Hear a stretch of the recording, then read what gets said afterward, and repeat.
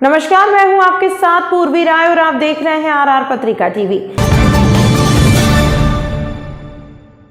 अखिल भारतीय रैगर महासभा के त्रिवार्षिक चुनाव में जयपुर शहर के महेश नगर के सामुदायिक भवन में खचोखच भरे महासभा के मतदाताओं ने बीएल नवल के पैनल को दिया समर्थन। 317 मतदाताओं ने बीएल नवल के पैनल को महेश नगर क्षेत्र से विजय बनाने आशीर्वाद प्रदान किया। राष्ट्रीय अध्यक्ष पद प्रत्याशी बीएल नवल, राष्ट्रीय वरिष्ठ उपाध्यक्ष पद प्रत्याशी कजोड़ मुंडौतिया, राष्ट्रीय उपाध्यक्ष पद प्रत्याशी राम अवतार कुलदीप, राष्ट्रीय महासचिव पद प्रत्याशी दिनेश मुंडौतिया, एडवोकेट राम किशोर रैगर, सुरेंद्र जलूथरिया, राष्ट्रीय संगठन सचिव पद प्रत्याशी एडवोकेट राजेश जाजौरिया, राष्ट्रीय कोषाध्यक्ष पद प्रत्याशी डॉक्टर राजेंद्र बंसल बांसीवाल, राष्ट्रीय सह कोषाध्यक्ष पद प्रत्याशी मनोज उदैनिया ने अपने पैनल को वोट देने की अपील की। महेश नगर वासियों ने सभी प्रत्याशियों का भव्य स्वागत कर विजय श्री दिलवाने के भरोसा दिया। इस अवसर पर महेंद्र हिंगोनिया, पार्षद हरिनारायण सरसुनिया, पीसी नवल, राजेंद्र निर्मल, सर्वदमन गौर्य, अमित कुमार, सुमित, महेश मुंडौलिया, मुकेश कुमार, भगवान सहाय, महेश कुमार वर्मा, नरेश कुमार, बाबूलाल बांसीवाल, राम किशन खजौतिया, योगेश जलूथरिया, जगदीश नारायण, कमल किशोर कंसौटिया, भोजराज उदैनिया, कमल मौर्य, नरेश जलूथरिया, घनश्याम सीताराम मंडावरिया, नरेंद्र कुमार वर्मा मौर्य, राम अवतार, रामेश्वर प्रसाद मौर्य, गणपत लाल गंगवाल, राकेश मंडावरिया, महेंद्र इंडिया, अजय कुमार सहित लोगों ने भाग लेकर विजयश्री का आश्वासन दिया। और इसमें जो हमारे संत महात्मा है, ये वो हमारे वो प्रेरणा स्रोत है जिसकी वजह से ये महासभा बनी। स्वामी ज्ञान स्वरूप जी महाराज, संत शिरोमणि, आप सब जानते ही हैं। आत्माराम जी लक्ष्य 39 साल की उम्र में उन्होंने वो कर दिया जो एक आदमी अपने 10 जन्म में नहीं कर सकता। और उन्होंने और उनके माँ बाप ने अपनी बुआ के यहाँ किस तरह से पढ़ाई करी होगी, जो उनका बाल्यकाल निकला होगा, ज्ञान प्राप्त किया होगा, समाज में आए होंगे और समाज के अंदर अपने काम के बलबूते छा गए। उन्होंने कभी जाके जो है ना एक संत का रूप जिस तरह से होता है कि पूजा करवाएं, उनकी घर में जाके सेवा कराएं, कभी नहीं। इतने महान आत्मा है भगवान बुद्ध, बाबा साहब अम्बेडकर, स्वामी जीवाराम जी महाराज।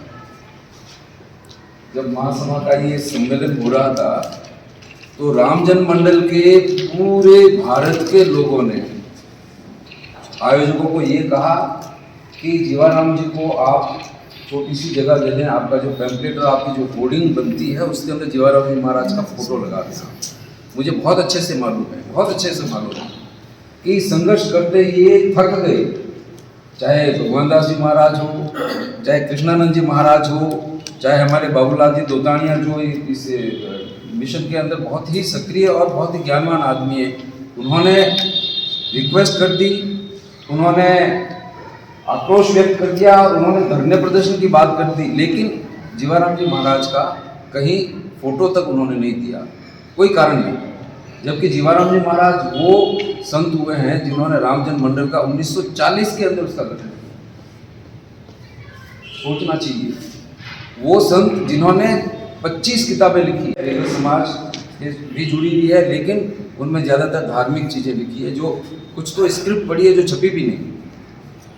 इनका जीवाराम जी महाराज का स्वामी रामानंद जी और स्वामी हमारे गोपाल राम जी महाराज, ये मारवाड़ के हैं। उन्होंने शिक्षा के प्रति हम जैसे लोगों को अपने गांव में अपने पेरेंट्स से मांग के हमें लिया कि आप इनको जो है ना पढ़ाने के लिए हम जोधपुर ले जाएंगे, वहाँ छात्रावास बना है और पढ़ाएंगे। और मेरे उम्र के और मेरे पहले के और मेरे बाद के सैकड़ों लोग वहाँ से बने हैं जो राजस्थान सरकार के अंदर मंत्री रहे हैं, चीफ इंजीनियर रहे हैं, नेता रहे हैं, हम जैसे लोग IAS रहे हैं, RPS रहे हैं, सारे लोग रहे हैं। तो ये दोनों स्वामी रामानंद जी महाराज जो बड़े गुणवान और वैद्य थे, वो वैसे सूरदास थे लेकिन वो वैद्य थे और मतलब उनका बस एक हाथ में नाड़ी वैद्य थे और उसके हिसाब से वो इलाज करते थे। तो इन सभी संतों को मैं बहुत बहुत प्रणाम करता हूँ।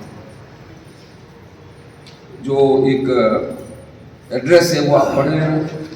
अब ये जो मेरी और हमारी टीम की बहुत ही मेहनत के साथ बनाई हुई कार्य योजना है, जो हम आने वाले समय में जीतने की उम्मीद में ये काम करेंगे। उसमें सबसे पहली लाइन मैं ज़रूर पढ़ना चाहता हूँ।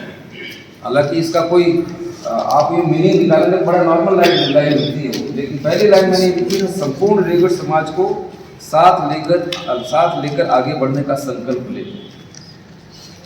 इसमें वो सारा संदेश है कि हम एकता चाहते हैं, हम संगठन चाहते हैं, हम समाज के लिए काम करना चाहते हैं और समाज की आशाओं को, उनकी अपेक्षाओं को किस तरह से आगे बढ़ाएंगे, वो सिर्फ इस लाइन से पूरी होती है कि कोई भी अकेला अध्यक्ष, कोई भी महासभा के 34 निर्वाचित पदाधिकारी या 85 निर्वाचित और नॉमिनेटेड आदमी जो है ना, वो महासभा को और समाज को दिशा नहीं दे सकते। मजबूत नहीं हो जब तक कि पूरा समाज आपके साथ नहीं हो, और जब तक हम समाज को भरोसे में लेके आगे नहीं बढ़ेंगे तब तक हमारा मिशन भी पूरा नहीं हो सकता है।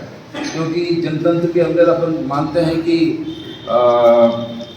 लीडर जरूर आगे हो सकता है, एक अग्रणी आदमी जरूर आगे हो सकता है, लेकिन जब तक आपको, जैसे अभी विद्यानगर स्टेडियम के अंदर जो अपनी ताकत दिखी, उससे भी ज़्यादा ताकत अगर होती है तो हमारी बात सुनी जाएगी। फिर हमारी बात सुनी भी नहीं जाएगी, बल्कि वो आके आपसे बात करेंगे। वो ये लाइन है कि हम संपूर्ण रेगड़ समाज को साथ लेकर आगे बढ़ने का संकल्प लें। बाकी जो चीज़ें हैं वो हमने कोशिश ये करी कि जो हमने पिछले टर्म में सोचा था उसको इम्प्लीमेंट करें। युवाओं के लिए, बेरोजगारों के लिए, महिलाओं के लिए, वृद्धजन के लिए, संतों के लिए, सब के लिए इसमें हमने ये जो है ना, ये हमारा संकल्प इसके अंदर दोहराया है। और जो अनुभव हमने पिछले 3-4 साल में किया, मुझे लग रहा है कि हमारा समाज में पोटेंशियल बहुत है, काम करने की क्षमता बहुत है, लेकिन ज़रूरत है कि उन सबको भरोसे में लेके और उनको साथ लेके चलें। उसके बिना जो है ना हम कुछ कर नहीं सकते। अकेला आदमी अगर चलना चाहेगा तो अकेला ही चलेगा, जब तक कि आपके अंदर भरोसा नहीं हो। बहुत सारी चीज़ें इसके अंदर जो है, उसमें जो आम रूप से हमें देखने को मिलती है, वो सबसे बड़ा हमारा इशू है कि जो भी संगठन बने, जो भी संस्थाएं बनी हैं, जो भी एनजीओ बने, उसमें सिर्फ और सिर्फ पढ़ाई, शिक्षा और जो नौकरी पेशा जो लोग हैं उनकी चिंता करते हैं। आप जितने भी देखो 17% जो है ना रिजर्वेशन है नौकरी में। अब उन 17% में पूरी तो होती नहीं है, तो 17% को आप निकाल दो, बाकी जो 83% लोग हैं वो कहाँ जाएंगे? 83% का जो है ना विचार और 83% के बारे में कौन सोचेगा? वो इन्हीं लोगों को सोचना चाहिए जो समाज के अग्रणी लोग। उनमें बहुत बड़ा तबका, आधा तबका महिलाओं का है। महिलाओं के बारे में अभी जैसे डॉक्टर साहब ने बात की, बिल्कुल सही है।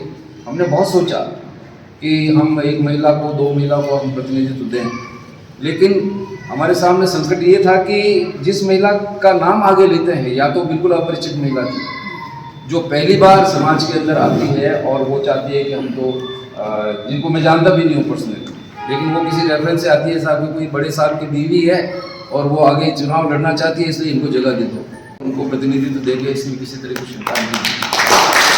महिला प्रकोष्ठ 50% आबादी तो पूरी महिलाओं की है ही है। हमने पिछले भी कोशिश करी थी, इस बार भी और अच्छे लोगों को आगे लाकर काम करेंगे।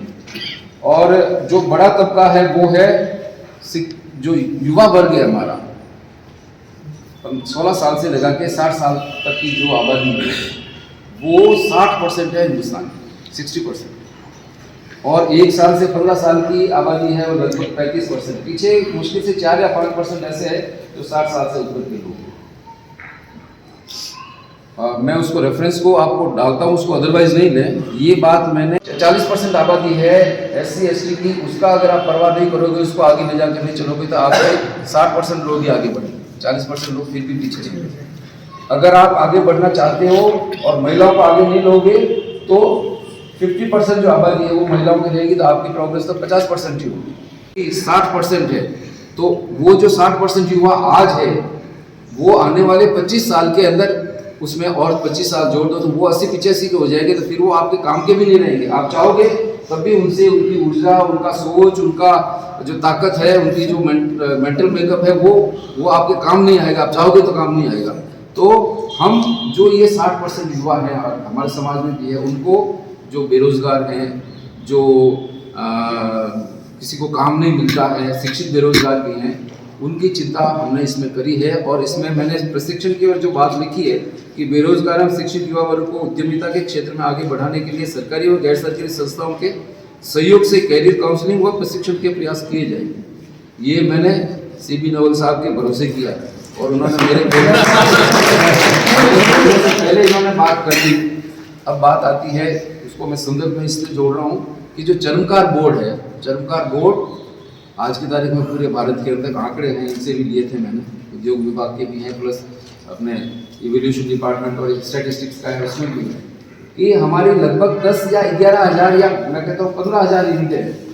15,000 यूनिट जो है ना वो लेदर का काम करती है, जिसके अंदर लेदर प्रोसेसिंग भी है, जिसको रंगाई का काम कहते हैं, कच्चे काम का है, उसकी सेल है, उसको जो है ना बाद में प्रोडक्ट बना के उनका जो प्रोडक्ट बेचते हैं, बेल्ट से लगा के, बैग से लगा के, चप्पल से लगा के, जूते से लगा के सारे करते हैं। तो वो टोटली 5% लोग भी नहीं है जिसमें हमारी भागीदारी कितनी है। हम अगर ज़्यादा जोर मारें तो 40% होगी, तो 20% का 40% तो 4 तो 8,000 होते हैं। अब हमारी आबादी है 40 लाख के लगभग, 35 से 40 लाख के बीच में राजस्थान के अंदर, और हम परवाह कितने लोगों की कर रहे हैं? 15,000 या 20,000 आदमी। अब हम 20,000 आदमियों के लिए तो इतना जोर लगा रहे हैं, और बाकी हमारे 35 लाख के लगभग लोग हैं, उनकी कोई परवाह ही नहीं। उनकी परवाह पिछले 2 टर्म से ये कर रहे हैं। और ये जो SC/ST उद्यमिता जो पॉलिसी है उसमें भी ये शामिल है, और जो पैसा निकलेगा वो इसी से निकलेगा। बनने में उस बोर्ड से कोई फिनेंशियल मदद नहीं मिल सकती है, वो तो सिर्फ आपको गाइड करेगी। जैसे खादी बोर्ड है, खादी बोर्ड तो सरकार का एक अंग हो गया, उसमें चलो काम भी होता है, लेकिन दूसरे जितने भी बोर्ड है, केश कला बोर्ड है, उनको जाके पूछोगे तनख्वाह मिलती है नहीं मिलती है। जब तनख्वाह ही नहीं मिलती है तो उस समाज को आगे बढ़ाने के लिए आर्थिक रूप से वो मदद कैसे करेंगे? वो का वो सेटअप इसके अंदर है। अब ये कहा जाता है साहब कि ये तो समाज कल्याण विभाग के पास में नहीं है, बल्कि उद्योग विभाग के पास में है। तो बोर्ड को कोई पावर नहीं होता है कि वो विभाग के काम को एग्जीक्यूट करे। वो मददगार हो सकता है, विभाग के काम को आगे बढ़ाने में मददगार हो सकता है कि भाई इनके पास में जो भी मामला आते हैं, जो भी केसेज आते हैं, वो विभाग में जाके थोड़ा तबंग होगा तो ठोक के जो है ना करवा देगा, लेकिन जाना कहाँ पड़ेगा? उसी विभाग के पास में। और उससे बेटर स्कीम जो है ना ऑलरेडी इस बजट के अंदर सरकार ने घोषणा उसकी कर रखी है, हम फायदा ले रहे हैं उसका। आपके घर से कुछ नहीं लगता है, जमीन रिको की आपको वर्किंग कैपिटल जो है ना वो बैंक से दिलवाएंगे, आपको जो कैपिटल है, इन्वेस्टमेंट है, सारा मशीनों का, बिल्डिंग का, वो सारा उसकी मदद दे सकते हैं। ये बनिया ब्राह्मण जो भी बिजनेस लगाते हैं, आप क्या समझते हो? 10 करोड़ का 15 करोड़ का अगर बिजनेस होगा, उसमें मुश्किल से वो 50-60 लाख रुपए लगाते हैं, और सारा बाकी पैसा सारा का सारा सरकार से अलग उससे ले लेते हैं।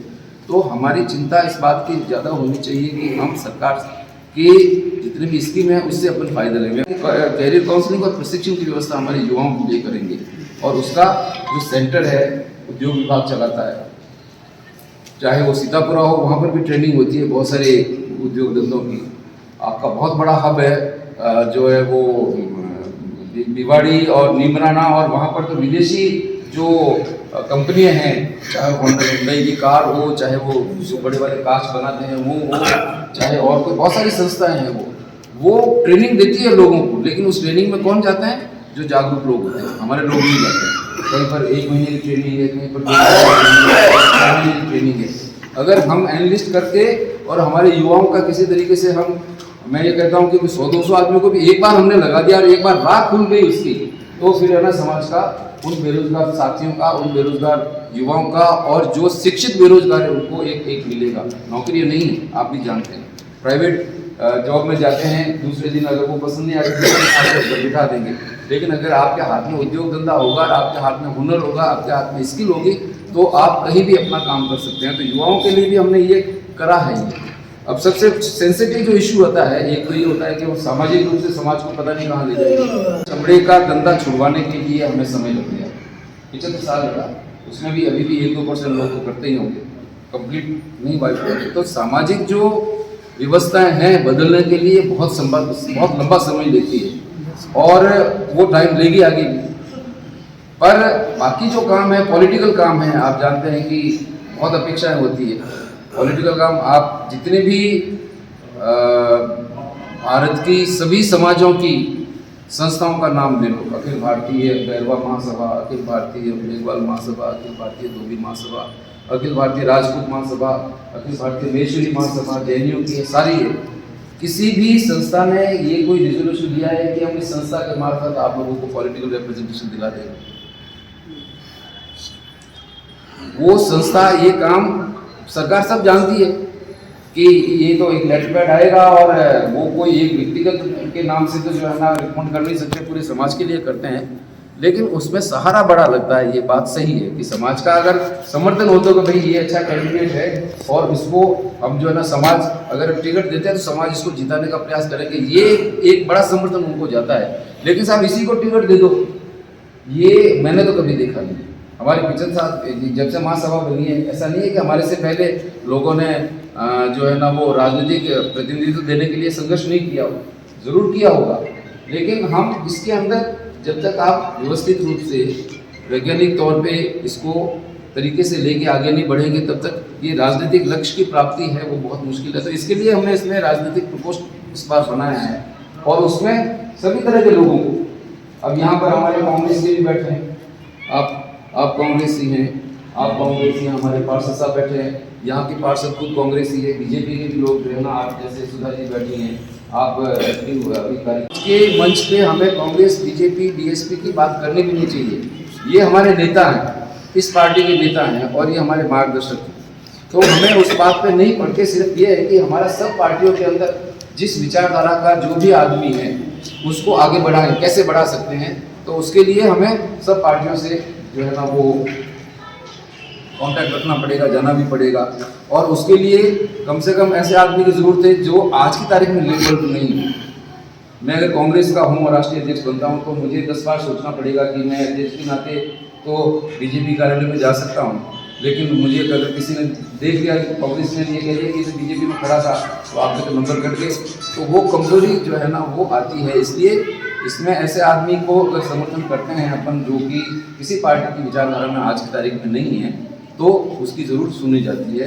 तो ये सारी चीज़ें हैं। ऐसे लोगों को हम एक बड़ा सा एक प्रकोष्ठ बनाएंगे जो जैसे मैडम ने इन्होंने इलेक्शन लड़ा है कांग्रेस का, बीजेपी का, और हमारे जो दो पूर्व एमएलए भी हैं, बाबूलाल जी हैं, सुनारीवाल जी हैं जो अभी जिंदा हैं, हमारे बहुत अच्छे पार्षद जो रहे हैं जो बहुत बड़ा नॉलेज है उनको, ऐसे लोगों को हम इस प्रकोष्ठ के अंदर इन्वॉल्व करके उनके जो भी उनके मूल्यवान सुझाव होंगे, उनकी जो आइडिया होगा उसके हिसाब से हम आगे बढ़ने की कोशिश करेंगे। तो हमने ये जितने भी प्रकोष्ठ बनाए, विधि प्रकोष्ठ इसलिए बनाया है हमने कि हमारे समाज के लोगों के बच्चों के साथ में जो है ना वो दुर्व्यवहार होता है, अत्याचार होता है, महिलाओं के साथ में होता है। वर्ग के हिसाब से देखो तो काश्तकार वर्ग जो है ना सबसे ज़्यादा दुखी है, उसके खेत के मामले हैं, पड़ोसी घुस जाता है, मारपीट हो जाती है, या घर में पड़ोसी का जो है ना झगड़ा हो जाता है, वो लड़ते रहते हैं और उसके कोर्ट केस हो जाते हैं, भाइयों के कोर्ट केस हो जाते हैं, मियाँ बीवी के कोर्ट केस हो जाते हैं। तो ये इस तरह के झगड़े जो होते रहते हैं उसमें हमारा कैरियर काउंसलिंग का जो है ना काम कौन कर सकता है, जो निस्वार्थ भाव से काम करने वाले उनको हम इन्वॉल्व करेंगे। उनमें कुछ लोगों को हमने आइडेंटिफाई भी किया है, महिलाओं का है, युवाओं का, ये तो सारे रूटीन का ही है। तो मेरा आप लोगों से निवेदन है कि हमारा विजन बड़ा क्लियर है कि हम आने वाले समय में क्या काम करेंगे। हम ये नहीं ऐसा चुनेंगे तो फिर अब पता नहीं ये करना है कि नहीं करना है, आपने कहा कि ये कर दो तो हम उसके पीछे लगे, ऐसा नहीं है।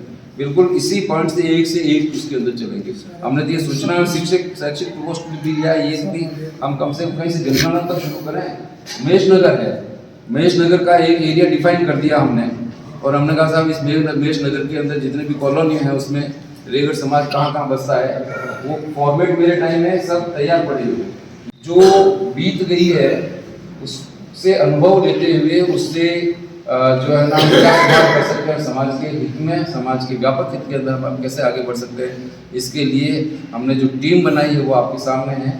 सभी तरह के लोग, सभी क्षेत्र के लोग, सभी उम्र के लोग जो है ना उनको उसमें इन्वॉल्व किया है और आप हमें आशीर्वाद देवें, आप हमें समर्थन देवें, सहयोग देवें, तो हम उसके बाद में जैसे जीत के आएंगे तो बिल्कुल आपके साथ में इसी आम भावना से कि हम जो है ना समाज के ही बेटे हैं, समाज के ही भाई हैं और वो इसी जो है ना जाजिम पे बैठ के काम करने वाले लोग हैं। आप हमारा समर्थन करें और हम जो है ना वो आप कोशिश ये करेंगे कि किसी तरह से न किसी को रेगे समाज के बारे में कोई पक्ष रखने दिया, और उन्होंने जो पक्ष रखा वो एक किताब है लिख के किसी ने दे दी, बुलाओ उस आदमी का, तो उसने ऐसी किताब लिखी, और जो 5वीं कक्षा का जैसे लड़का पढ़ता है वैसे हमारा राष्ट्रीय अध्यक्ष उसको पढ़कर समाज को गवर्नमेंट समझता है कि मैं समाज के लिए बहुत कुछ बोल दिया।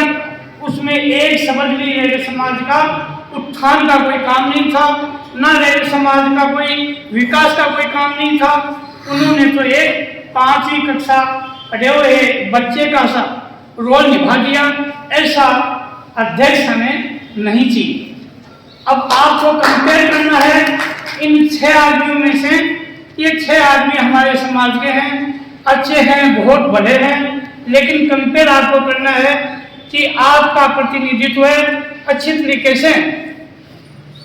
ये कोई राजस्थान संभालने वाली बात नहीं है, ये कोई महेशनगर को नहीं संभालना, ये पूरे हिंदुस्तान में जहाँ जहाँ भी हमारे रेगे समाज बैठा है उनकी आवाज़ सुनकर, उनकी आवाज़ पर अपना डंका बजाए, ऐसा हमें अध्यक्ष चाहिए। यदि राष्ट्रीय अध्यक्ष आप कंपेयर करेंगे तो मुझे नहीं लगता नवल साहब का नाम नहीं आएगा। मैं नवल साहब के पैनल में चुनाव लड़ रहा हूँ, लेकिन चुनाव नहीं लड़ना चाहता था क्योंकि मेरी तबीयत ठीक नहीं रहती। मैं नवल साहब को निवेदन भी किया कि कुछ और आदमी देख लेना जी, और मैं अभी मुझे आराम करने तो था कि यह लोकसभा है, रेगल महासभा, एक मान एक 100 वाला आदमी मैं राजस्थान की आन ये पगड़ी है, इसका आप कंपेयर जरूर कर लेना, और आप इनको तो मुझे भी आशीर्वाद दे देना। जय हिंद। तो ये देखना है कि कौन सक्षम है। सक्षम का मतलब तो पैसों से सक्षम नहीं होना चाहिए, वो अपना रिप्रेजेंट कैसे करे, सरकार को करे, समाज को करे, जहाँ जरूरत हो करे। क्योंकि डॉक्टर भीमराव अंबेडकर थे, अपन वहीं से ले लें, वो अपने समाज से आए, कहीं से भी आए, लेकिन वो ऐसे सक्षम थे तो उसको रिप्रेजेंट किया कि हमारा समाज इतना बड़ा है, इतनी जगह है, इतना पढ़ा लिखा है, तो उसको रिप्रेजेंट करने वाला आदमी सक्षम होना चाहिए।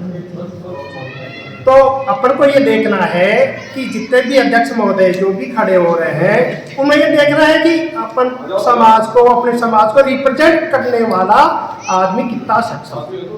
और जो ये सब चीज़ सभी वक्ताओं ने बोल दिया है, मेरे ज़्यादा कुछ कहने की जरूरत है नहीं है।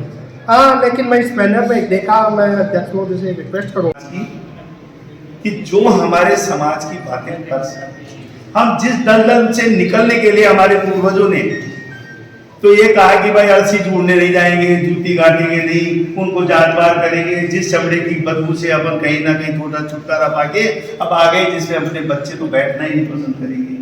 किसने मांग कर ली, किसने नहीं मांग कर ली, वो चरमकार बोर्ड, अब चरमकार बोर्ड का अध्यक्ष बन जाए, उसे कहाँ से आएगा चरमकार बोर्ड, साला को चमारी है, वो रह रहा है, गले बैठ के डाल दिया बार आंटी तो पहले ही बंदी हुई, बाबा साहब ने वही अरे दूसरी आंटी वो डाल दिया।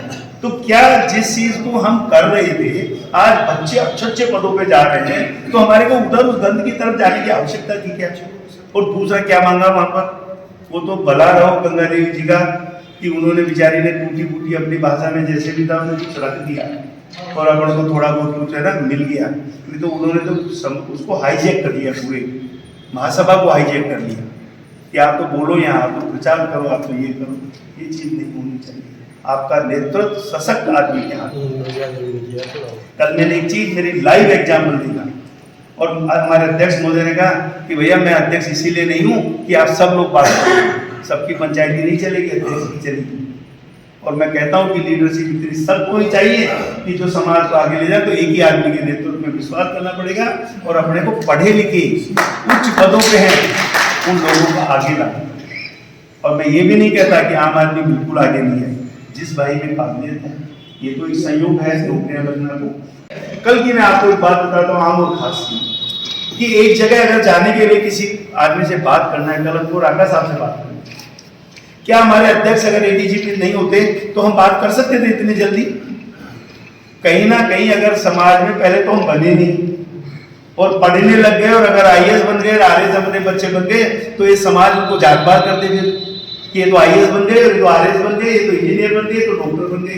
तो पहले तो पढ़े नहीं, उसका संघर्ष किया, और अब पढ़ने लग गए और हम कुछ पदों पर पहुंचने लग गए और समाज का गौरवान्वित करने लगे, तो अब ये घृणा का वातावरण पैदा करने के लगे हुए कि साहब आम और खास का मतलब हो गया।